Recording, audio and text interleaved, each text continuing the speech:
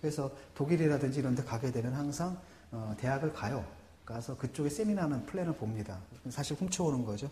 딱 보면은 그 한트 아파라테라 그래가지고 세미나 플랜과 그 다음에 뒤에 참고문 문헌이 있습니다. 그거면 되거든요, 저는. 이라는 책을 썼을 때 욕을 먹었어요, 제가. 왜냐, 두 가지 이유에서 욕을 먹었거든요. 첫 번째, 왜 이렇게 그림이 많냐? 애들 그림책이냐? 이렇게 욕을 먹었고, 두 번째가 말투가 상스럽다예요. 왜냐면 제가 문어체가 아니라 구어체를 썼거든요. 그러니까 뭐뭐뭐 했던 것은 뭐뭐뭐 했기 때문이다가 문어체잖아요. 저는 뭐뭐 했다, 왜, 뭐뭐니까 이렇게 칠 겁니다. 단문으로 끊어버려요. 스피디하게. 그게 이제 그 사람으로 상스럽게 여겨진 겁니다. 근데 10년쯤, 20년쯤 지났을 땐 그게 사실 인문학이 상당히 표준이 되다시피 했어요. 인문학적 책들 나오는 것들 보면 왜 그런 변화가 있었을까? 제가 무슨 해안이 있었던 건 아닙니다. 그때 제 생각에 오로지 있었던 건 되도록 쉽게 써서 돈을 많이 벌겠다. 이런 욕심밖에 없었거든요. 왜냐하면 유학을 가려면 돈이 필요하잖아요. 그래서 항공료라도 뽑겠다. 그래서 독자층을 고등학교를 졸업한 사람이 누구나 읽을 수 있게끔 그렇게 설정했던 겁니다. 그러려면 이제 흔히 쓰는 게 인문학에서 뭘 써요? 논문을 쓸 겁니다. 저는 논문 안 쓰거든요. 왜냐하면 짜증이 나요. 저는 글을 쓰고 돈을 받는 사람이에요. 근데 논문을 쓰니까 뭐 심사료를 내래나 계제료를 내래요. 이게 너무 굴욕적이더라고요. 그래서 사실은 학회에 갔을 때 발표한 글들 같은 경우는 다시 전화가 와요. 그 학회제 시자고. 그래서 논문 형식처럼 뭐 각주를 좀 더 보강해 주시고 블라블라블라 이렇게 얘기가 나오거든요. 그럼 제가 딱 전화 받고 저는 계제를 원치 않습니다. 끊어버립니다. 예컨대 저는 무슨 교수들 같은 게 무슨 업적 이런 게 들어가지만 저는 그런 건 아니거든요. 저는 확실하게 시장이니까 왜 돈을 안 줘? 내 좋은 거를 가져다 놓고 이 얘기 자체가 좀 문제가 있지 않느냐. 왜? 인문학자들이 쓴 논문들 자기들끼리도 안 봐요. 자기들끼리도 인용 안 하거든요. 그럼 그걸 왜 하느냐?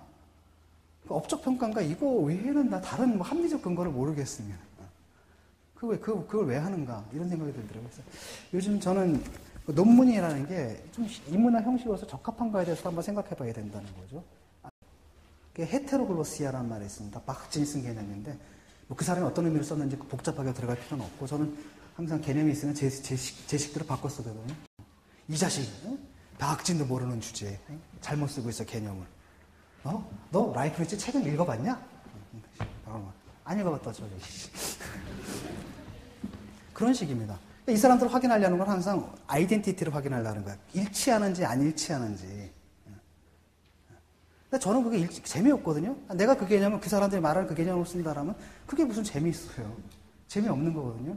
오히려 다른 개념으로 바꿔주는 거나 용들. 진중권 선생님도 원본을 읽으시죠 이러는 거예요. 그래서 완전히 멘붕. 아니 당신이 이렇게 잘 번역해놓고 왜 나보고 원본을 읽으래. 이해가 안 되는 거예요. 항상 4번보다 뭐가 낫다는 생각이에요? 원본이 낫다는 생각이에요. 저는 그거 잘못됐다고 보거든요. 그러니까 구글 들어가가지고 언제 책이 옵니까? 구글에서 도서 검색하잖아요. 그럼 뚱성뚱성 잘려서 나와요, 이게. 딱 보면 27부터 90페이지까지는 실려있지 않습니다. 막 건너뛰고, 막 그런 식으로 확인해서 바로바로 찾아가가지고 그렇게 해서 다 확인해서 읽어야 됩니다. 목적의식적으로 읽는 거예요.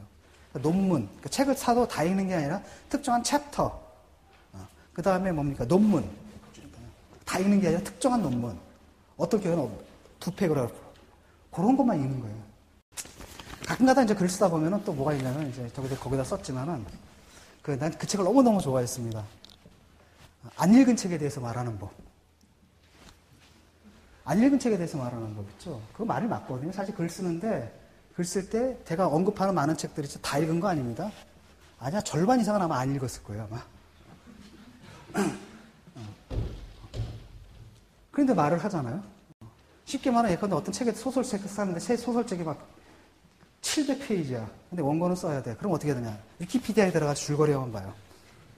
왜? 나한테 필요한 건 줄거리밖에 없거든요.